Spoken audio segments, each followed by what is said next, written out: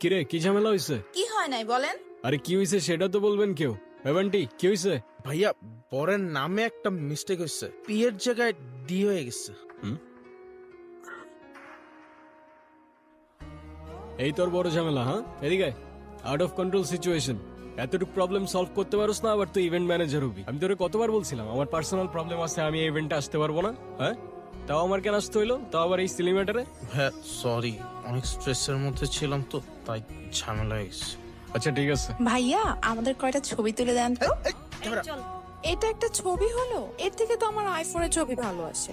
ভালো আসে নাই। বান্টি ক্যামেরাটা দে, পিছিয়ে যান একটু, স্মাইল। ওয়াও ভাইয়া, আপনি তো অনেক সুন্দর ছবি তোলেন।